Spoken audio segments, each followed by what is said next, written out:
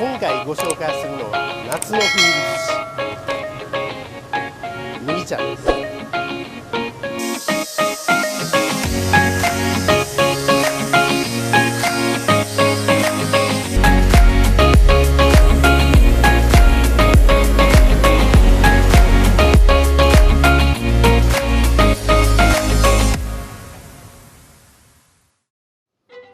練馬にある川原製粉所は今年で創業81年目を迎えます。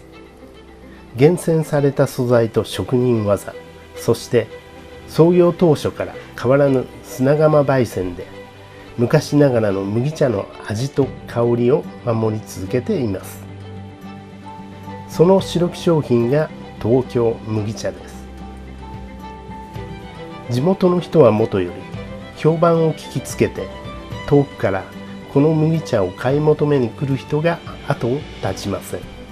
練馬観光センターで取り上げられてるのを見てきました。どうですか、麦茶のお味は。いや、まあ美味しいですけどね。はい。ありがとうございます。安いですよ。はい。はい。今日行ってる、麦茶はですね、東京麦茶の原料になりますけども、こちら、契約している農家さん、久保さんから、今年採れた麦、ちょうど今日入ってきましたので、それを焙煎するような感じですね。6月後半に刈り取って、7月に、今日入荷してきたものですね。いわゆる新麦になります。ではこちら今麦茶を選別している工程になりますけども、こ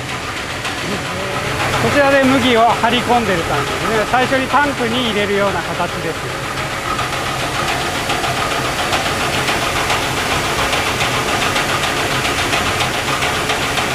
最初に、このタンクの中に麦を入れて、ここから選別機を通って、麦の茎ですとかゴミが入ってるんですけども、こういうのを取り除く作業をしています。今日言ってる麦茶っていうのが、麦茶パックの原料になりますので、2度入り、最初に向こうの釜で予熱をして、それからこっちの釜で、麦茶の色をつけていくような形ですね。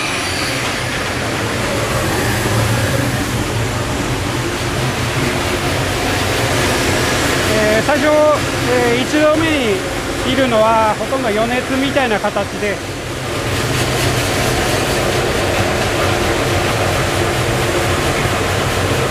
れ非常に熱いので素手ではもう触れない状態ですけども、余熱して、これをしないと本当に色ムラが激しすぎてしまうので、ここから出た麦が昇降機を通って、こちらの釜に入って麦茶のこの釜から出てくる頃にはもう完全な麦茶として出来上がってきますの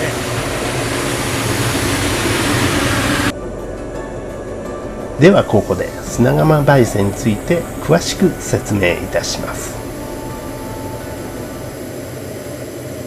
うちでやってる焙煎方法っていうのは、砂釜焙煎といいまして、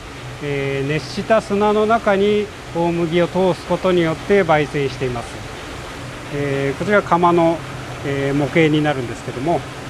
こういう形で、円筒形の筒の中に、砂が回転してまして、その中に大麦を通すことによって、麦茶を焙煎しています。この円筒形の下から火を当てまして、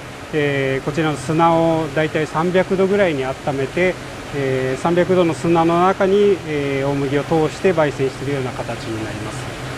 なんで砂で焙煎するかと言いますと、この熱した砂から、遠赤外線が出るんですね。そうすると、大麦の中までじっくり火が通って、麦茶の香りがすごく良くなるということで、この焙煎方法をやっております。こちらうちの砂釜焙煎と、他社大手さんなんかがやってる熱風焙煎の、麦茶の、サンプルなんですけども、これを使って説明させていただきます。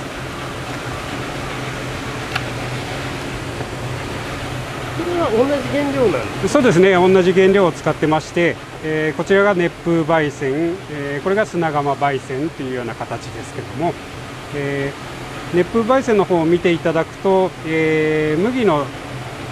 粒の大きさが、原料の大麦そのまま色がついていくような感じですね。あとは均一に色がついて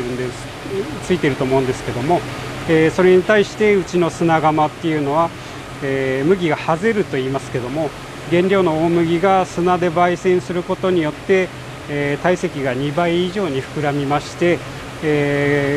これによって表面積が増えますので、麦の香りが非常に強くなるという焙煎方法になります。また、熱風焙煎は均一に色がついているのに対し、砂窯は、こう色が薄い部分の若入りと、色が濃い部分の、深入りっていうのが混ざってくるような形なんですね。うちの麦茶っていうのはこのあえて入りムラを出して、麦の、色の若い部分で、甘みを引き出して、深入りの部分で麦茶の香りですとか苦みを引き出しているような、職人が手間暇をかけて焙煎しているような形になります。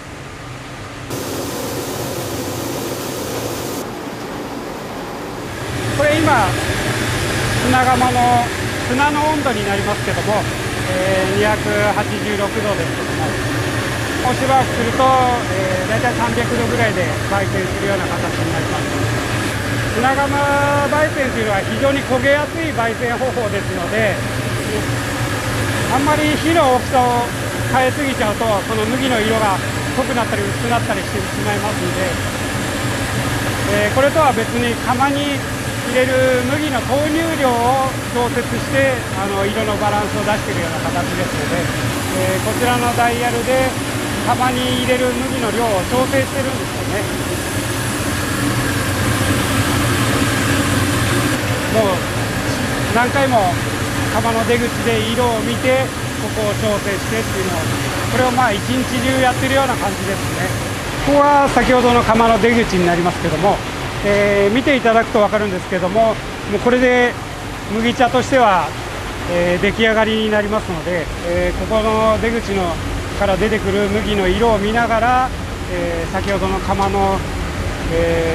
ダイヤルを調整して麦の投入量を変えたり、火の強さを調整したりしているような感じですね。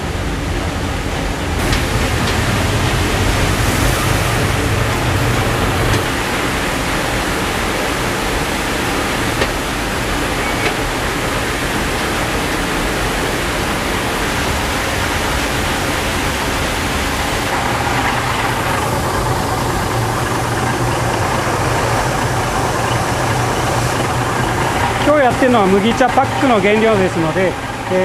麦茶の粒を、このように、うちだと麦茶パックの原料は粗挽きみたいな形なんですけども、こうやって割ることによって水でも出やすい、麦茶パックになるような形ですね。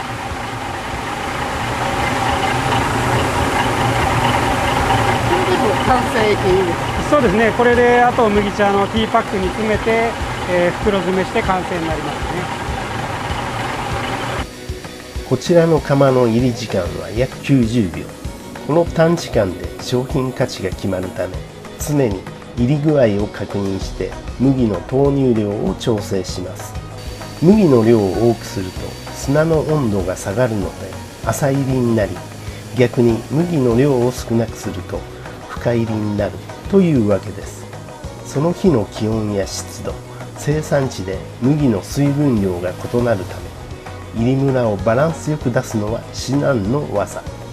まさにここが職人の腕の見せ所。現在書き入れ時で大忙しの日々。最後に3代目に家業を継いだわけと、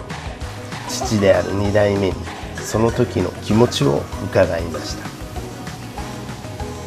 なんていうんですかね、うちの家業の麦茶を美味しいって言ってくれる人がいて、うちの麦茶を待ってくれてる人がいるっていうのはやっぱり非常に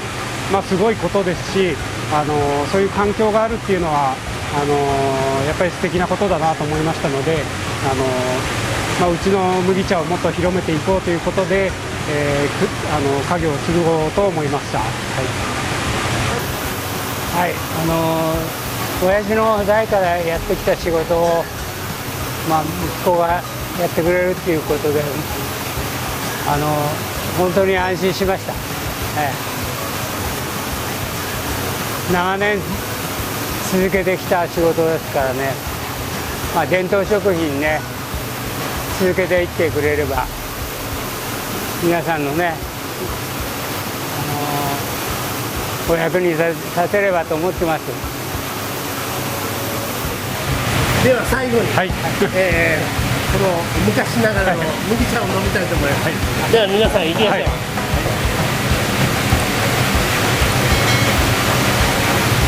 美味しい。いや、やっぱりうちの麦茶美味しい。